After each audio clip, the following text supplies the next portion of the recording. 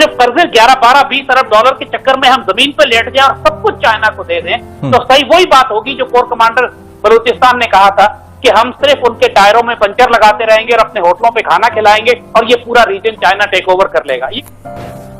देखिए, इस बात मैं बहुत अरसे से कह रहा हूं जी कि पाकिस्तान 5th जनरेशन वॉर को हार रहा है।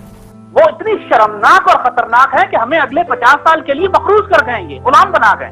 सीपैक जैसे एक मंसूबे के तहत डेवलप किया था और चाइना और श्रीलंका कर्जा नहीं अदा कर सका, तो चाइना ने टेक ओवर कर लिया श्रीलंकन पोर्ट को।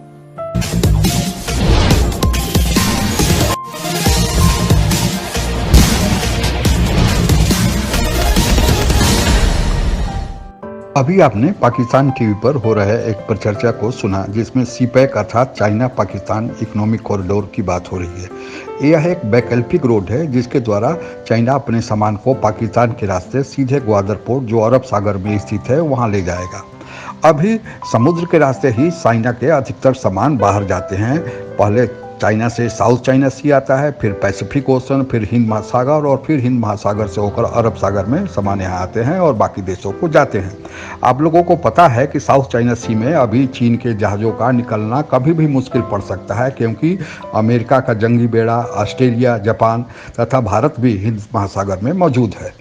भारत चीन तनाव के पीछे भी सीपैक एक मुख्य कारण है, क्योंकि भारत ने जो लेह से दौलत बेग ओल्डी तक रोड बनाया है, उस दौलत बेग ओल्डी से मात्र 8 किलोमीटर पर ही सीपैक का रोड है जो चीन से निकलकर पाकिस्तान में जाता है।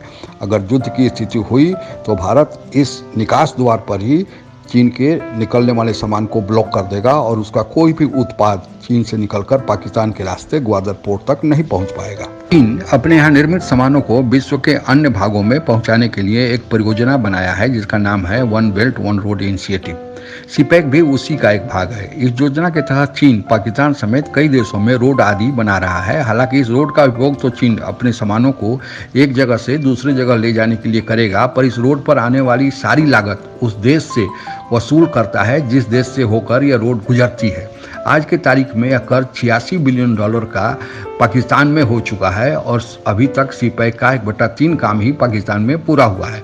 अब हालत यह है कि इस कर्जा को चुकाने के लिए भी पाकिस्तान को कर्ज लेना पड़ रहा है।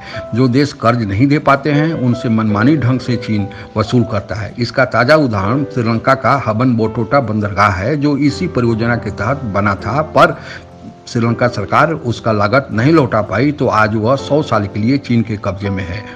इस संबंध में आगे क्या चर्चा होती है, आइए सुने। न सिर्फ बल्कि पूरी दुनिया के लिए, पूरे खित्ते के लिए गेम चेंजर मंसूबा कहा जा रहा था, आजकल कंट्रोवर्सी की जद में है। और आप मुझे खास तौर पर यह बताइएगा कि ऐसे मौके पर जबकि अभी तानवी अखबार के जो दावे हैं कि सीपैक मंसूबे के हवाले से हुकूमत वक्त अब नजरसानी करने जा रही है और चीन इस पर मुत्तफिक है, आपकी क्या राय है? जो असल इशू है कि सीपैक हमारे लिए दो धारी तलवार, एक तरफ तो इशू ये है कि तमाम दुश्मन ताकतें इसको रोकना चाहती हैं, जिसकी वजह से एक पेट्रियोटिक सेंटिमेंट है कि हर हाल में सीपैक को बनना चाहिए। मगर दूसरी जानिब सीपैक की जो शराइत तय की गई हैं वो उस हुकूमत ने तय की है जिसने LNG का स्कैंडल तय किया था, जो उससे पहले IPP के पावर प्रोजेक्ट्स जिन्होंने लगवाए थे, और सारी टर्म्स सीक्रेट हैं। अब चाइनीज जिस तरीके से पाकिस्तान में दाखिल हो रहे हैं ये कंसर्न की बात है।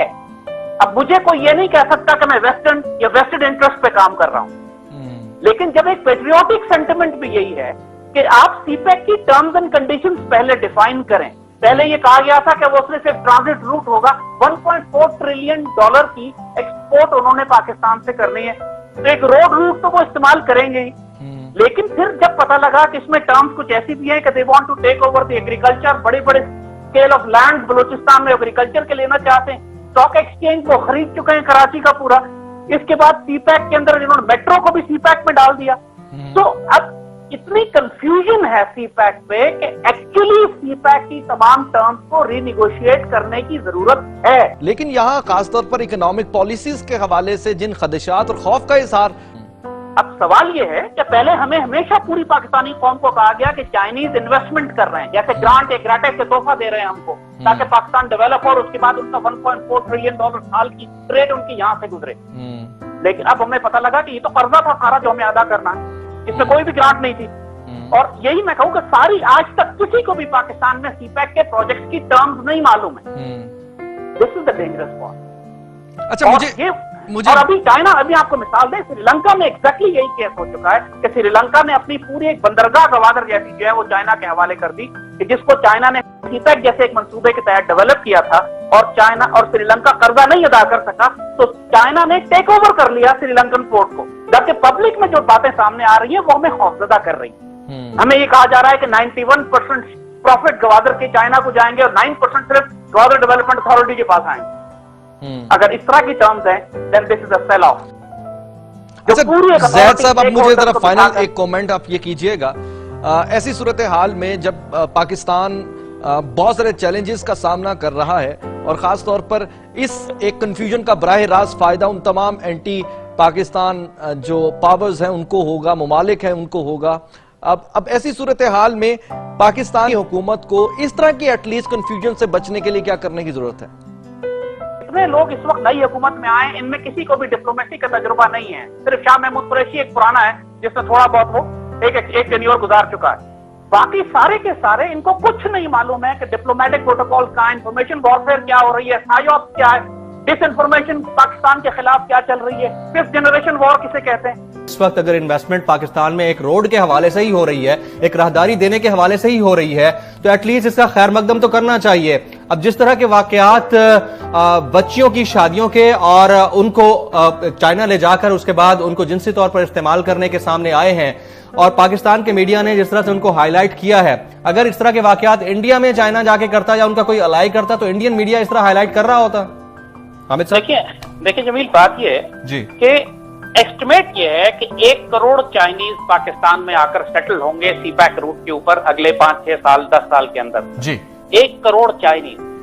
क्या उससे आप अंदाजा कर सकते हैं कि हमारे इस्लामी माशरे पे, कंजर्वेटिव माशरे पे इसके असरात क्या पड़ेंगे? बहुत बुरे, बहुत बुरे, बहुत बुरे, बहुत बुरे।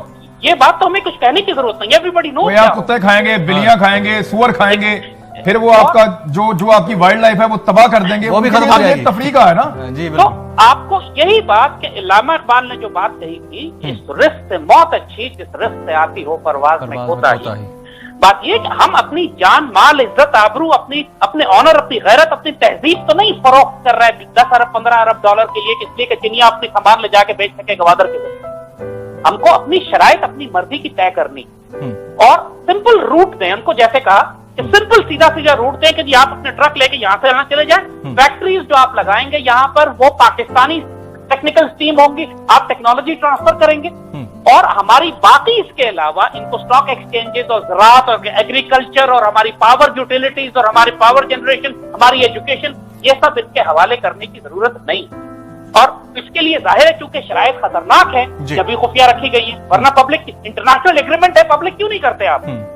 और सीपैक अथॉरिटी क्यों नहीं बनाते? सीपैक अथॉरिटी का मतलब है कि उसके अंदर आर्म फोर्सेस के, ISI के, कोस्ट गार्ड के, हाईवे अथॉरिटी के, port, Karachi port, Pakistani ports के सब इदारों के नुमाइंदे हों, ताकि वो मिलकर एक नेशनल प्लान बनाकर चाइना से नेगोशिएट करें। अभी खुफिया तौर पर एक प्राइम मिनिस्टर पिछली हुकूमत का, इस हुकूमत की फाइनेंस मिनिस्ट्री जो डील कर रही है, ये फिर शक पैदा करती है। और जो चीजें सामने आ रही हैं वो इतनी खतरनाक हैं कि परेशान कौन है। इमरान भाई, क्या रहा है final comment, fifth generation warfare, सिर्फ कर्जे 11, 12, 20 अरब डॉलर के चक्कर में हम जमीन पर लेट जाए और सब कुछ चाइना को दे दें, तो सही वही बात होगी जो कोर कमांडर बलूचिस्तान ने कहा था कि हम सिर्फ उनके टायरों में पंचर लगाते रहेंगे और अपने होटलों पे खाना खिलाएंगे और ये पूरा रीजन चाइना टेक ओवर कर लेगा। चर्चा से चीन के षड्यंत्र को समझ गए होंगे। पाकिस्तानी जनता भी अब धीरे धीरे चीन के इस षड्यंत्र को समझने लगी है और उनको यह आभास होने लगा है कि सीपैक के नाम पर चीन उनकी मदद नहीं कर रहा है, बल्कि उनका आर्थिक और सामाजिक शोषण कर रहा है, उन्हें गुलाम बना रहा है। पाकिस्तान की जनता तो चीन की चालबाजी समझने लगी है। अब बारी है पाकिस्तान की सरकार की, वह कब समझती है यह तो वक्त ही बतलाएगा।